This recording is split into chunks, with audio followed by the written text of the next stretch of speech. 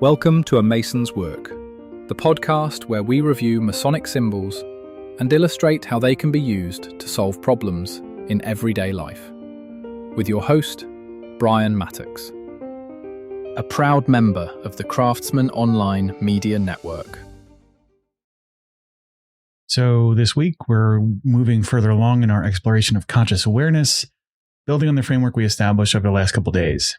If you remember, we started at the Tuscan stage, that raw stage, that pre-evaluative state of pure sensation.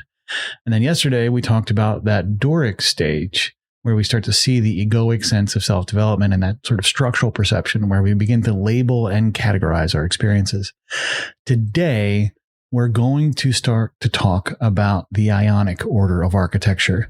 Now, for those of you that don't know, and perhaps I probably should have done this in previous episodes, but the Tuscan order of architecture is that first order. It's a round column, and it's really structurally strong. The Doric order is a fluted column, which is similar to the Tuscan, but has a little bit more adornment. When we talk about the Ionic column, we're talking about those, the column with little scroll-like spirals at the top. And in our mapping of consciousness, the Ionic stage is where we move from simply labeling things to the active sort of reflective intellect. If the Doric was about naming the sun, the Ionic was where we start to scroll or talk about what the sun means to us. It's where meaning, the layer of meaning, is created. So what does that mean to us in terms of awareness? At the Doric stage, we have this very sort of black and white connection to the world between me and the world.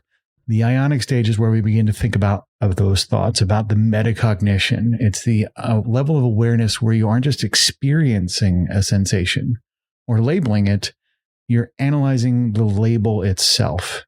It's where we begin to find the sort of first tier of subtleties and nuances that we often miss when we stay stuck in those rigid sort of Doric labels we've given it.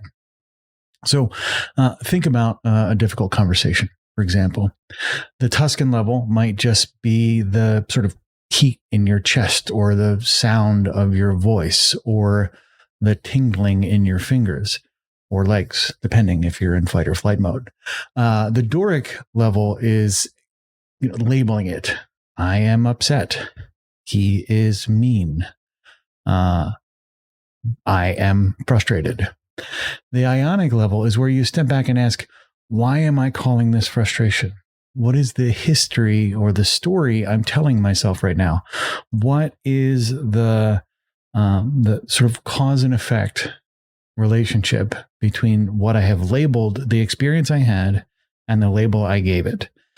It's this first level of sort of reflective awareness where we begin to gain sort of really meaningful agency, where we can say, listen, what I'm experiencing and what I'm feeling may be mislabeled. We gain this flexibility to move past these misconceptions and begin to dial into our system, unscrolling or undoing that labeling process. We can correct our misidentifications to our early experiences. And as we build these labels, we're going to begin to create this evaluative process again. And I've talked about that over the course of the past couple of weeks in ways to go from sort of one level to the next.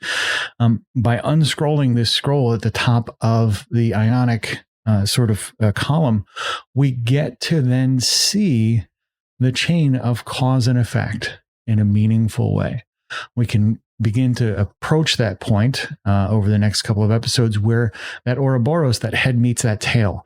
And the Ionic intellect, the Ionic sort of phase here of consciousness is the first sort of, every step is necessary, of course, but the Ionic is that necessary bridge of self-reflective analysis. Just like I warned you in the previous stages, there's a trap here as well. You can get so caught up in the intellectualization or the sort of reflective process here that you lose touch with your feelings. You lose touch with the Tuscan level of awareness itself because you're so busy focused on the naming and trying to create this perfect architecture of names. this integrated set of labels that are so complex and nuanced that you lose the sensation that was originally attached to it. So be mindful as you're sitting in certain sort of parts or domains of your experience where that ionic process has gone awry, and you essentially have created a story that you're following that's no longer connected to the sort of sensations and data you're experiencing. This is one of the early places that a lot of folks get trapped, is essentially buying into the story instead of the data-driven, here's the sensation, here's a proper label for it, and then here is an analysis of what's going on. This is essentially a potential place that you want to be sort of watch out for. Tomorrow, we'll talk a little bit more about how this level of awareness then turns into sort of a more complex understanding and a more nuanced way to interact with your environment. See you then. The views represented in this podcast are those of the speaker alone and are not representative of any grand or subordinate lodge.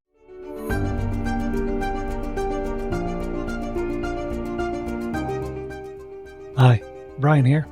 I wanted to thank you so much for listening to this episode.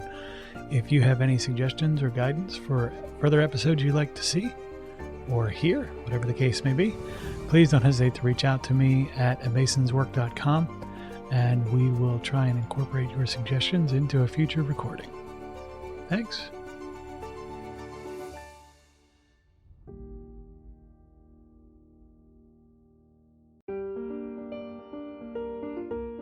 Freemasonry teaches us that the true work is within, a lifelong journey of reflection, discipline, and discovery. At A Mason's Work, we help Masons bring out their best selves through meaningful self-inquiry and symbolic practice. From personal reflection to lodge engagement, we offer tools that turn symbols into action. Visit us at amasonswork.com. The work is within. The time is now.